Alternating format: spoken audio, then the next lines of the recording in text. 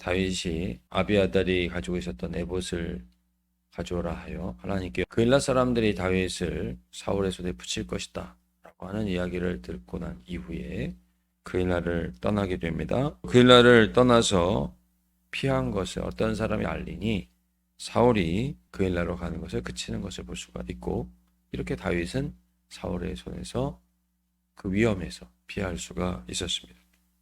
뿐만 아니라 다윗이 광야의 요새에도 있었고 산골에도 머물렀고 곳곳마다 사울이 다윗을 죽이려고 찾아다니지 않은 데가 없음을 알 수가 있습니다. 그런데도 하나님께서 다윗을 사울의 손에 결코 넘기지 아니하셨다 말씀하고 있습니다. 우리가 의지할 분이 누구십니까? 보이지 않지만 소망이 되시고 참 구원이 되시고 참 능력이 되시는 우리 하나님이십니다. 우리 하나님을 의지하고 사람을 의지하지 않고 나아가면 어떻게 되는지를 다윗은 우리에게 분명하게 보여주고 있습니다. 그일라 사람을 도와주는 것 자체가 말이 안 되는 것이죠. 도망하기도 바쁜데 블레셋 사람들이 그일라를 친다고 해서 블레셋을 물리치고 그일라를 구원을 했습니다.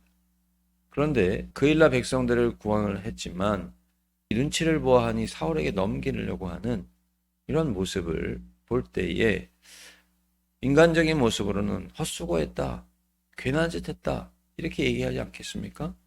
그러나 그것은 하나님께서 다윗에게 원하는 일이었습니다. 하나님께서 인도하여 주시는 대로 다윗은 순종을 했습니다.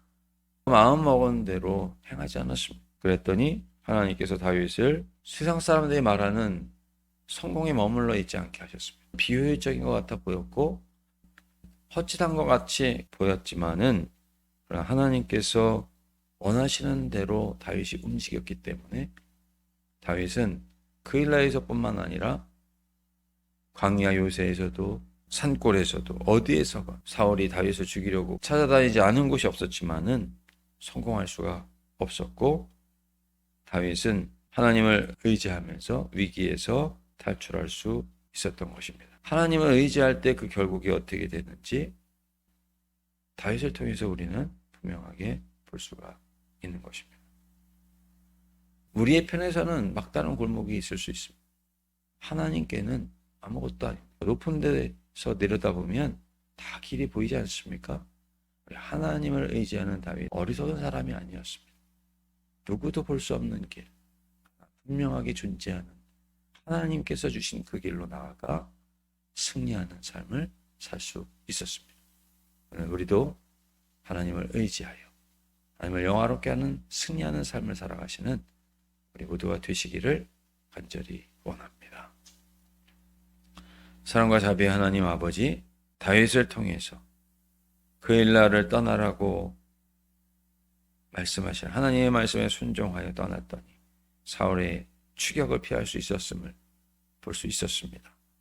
광야 요새에서 산골에서 어디에서건 하나님을 의지하는 다윗을 사울은 결코 해할 수 없었음을 보면서 하나님을 의지하는 자가 어떠한 보호를 받는지를 다시금 깨닫게 하시니 감사드립니다. 하나님, 우리의 삶 속에 문제를 만나건 또 어떠한 상황이건 하나님만을 의지하는 우리 모두가 되게 도와 주옵소서. 승리하는 삶, 하나님을 영화롭게 하는 우리 모두가 되도록 인도하여 주옵소서. 예수님의 이름으로 기도드리옵나이다.